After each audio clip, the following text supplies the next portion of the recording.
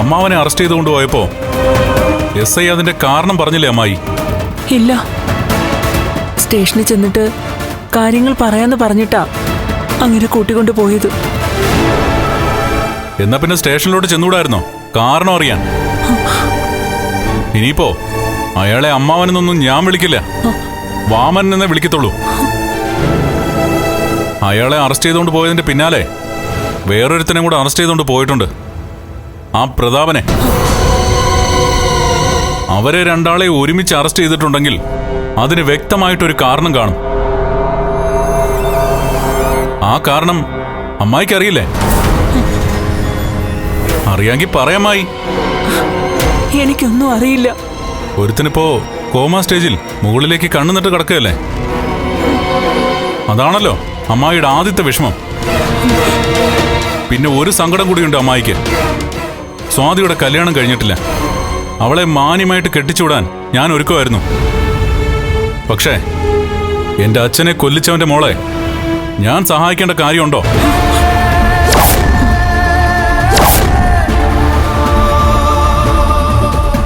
നീ പറയുന്നതൊന്നും എനിക്ക് മനസ്സിലാവുന്നില്ലല്ലോ കണ്ണാ. മനസ്സിലാകുന്നുണ്ടെന്നാ എന്റെ വിശ്വാസം. ഇനി ഞാൻ പറയുന്നതിന്റെ പൊരുൾ പിടികിട്ടിയില്ലെങ്കിൽ നേരെ സ്റ്റേഷനിലേക്ക് ചെല്ല്. എന്തിനാ അയാളെ അറസ്റ്റ് ചെയ്തെന്ന് വാമൻ പറയും, അല്ലെങ്കിൽ പ്രതാപൻ പറയും. അവരാരും പറഞ്ഞില്ലെങ്കിൽ അവരെ അറസ്റ്റ് ചെയ്ത SI പറയും എന്റെ അച്ഛനെ ലോറി കയറ്റി കൊന്നത് പ്രതാപനാണെന്ന്.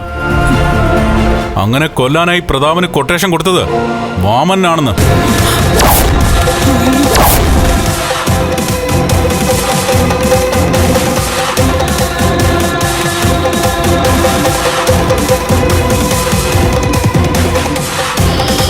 ഇവിടെയുള്ള ആരോടും ഞാനത് പറഞ്ഞിട്ടില്ല.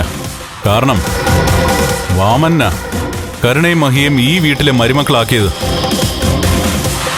എന്റെ അച്ഛനെ കൊന്നത് വാമനും പ്രതാപനും കൂടിയാണെന്ന് അറിഞ്ഞാൽ കരുണയ്ക്ക് അവളുടെ താലി അഴിച്ചു വെച്ചിട്ട് പോകേണ്ടി വരും അവളുടെ വീട്ടിലേക്ക്. തൽക്കാലത് വേണ്ടാന്ന് ഞാൻ തീരുമാനിച്ചിരിക്കുക. ആരാണ് ശരിക്കും വിശ്വനാഥനെന്ന എന്റെ അച്ഛൻ? വാമന്റെ പെങ്ങളുടെ ഭർത്താവ്, അതായത് സ്വന്തം പെങ്ങളുടെ ഭർത്താവ്. അളിയനെ കൊന്നവനെയാ നിങ്ങൾ സ്നേഹത്തോടെ വിളിക്കുന്ന നിങ്ങളുടെ വാമേട്ടൻ. പിന്നെ അയാളുടെ മകൻ ഭൂലോക തരികിടയായതില് ഒരത്ഭുതവും ഇല്ല. ഒരബദ്ധം വാമേട്ടന് പറ്റിപ്പോയി. മിണ്ടരുത്. അബദ്ധോ? എന്റെ അച്ഛനാ പോയത്, അത് മാത്രോ?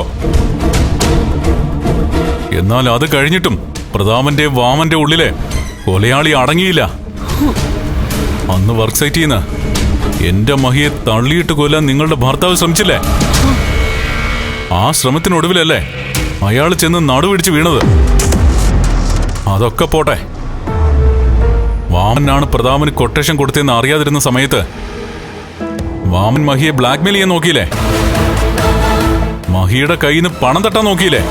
അയാളുടെ തല തിരിഞ്ഞുപോയി മോനെ. ഈ സംഭവങ്ങളെല്ലാം നടന്നിരിക്കുന്നത് അയാൾ നിങ്ങളുടെ ഭർത്താവായതിനു ശേഷം. ഭർത്താക്കന്മാർ തെറ്റ് ചെയ്യുമ്പോൾ അത് തിരുത്താനും അവരെ നേർവഴിക്ക് നടത്താനും അവരുടെ ഭാര്യമാർക്ക് കഴിവുണ്ടാവണം.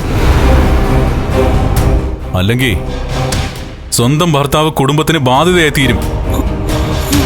മക്കളുടെ കാര്യം അങ്ങനെ തന്നെയാ. നിങ്ങൾ നിങ്ങളുടെ മകനെയും അവന്റെ അച്ഛനെയും തിരുത്തിയില്ല, നല്ല വഴിക്ക് നടത്തിയില്ല. അതുകൊണ്ട് തളർന്നു കിടക്കുന്ന മകനെയും ജയിലിൽ കിടക്കുന്ന ഭർത്താവിനെയും നിങ്ങൾ കാണണം. അത് നിങ്ങളുടെ സ്വാർത്ഥതയ്ക്ക് ദൈവം തന്ന ശിക്ഷയാ.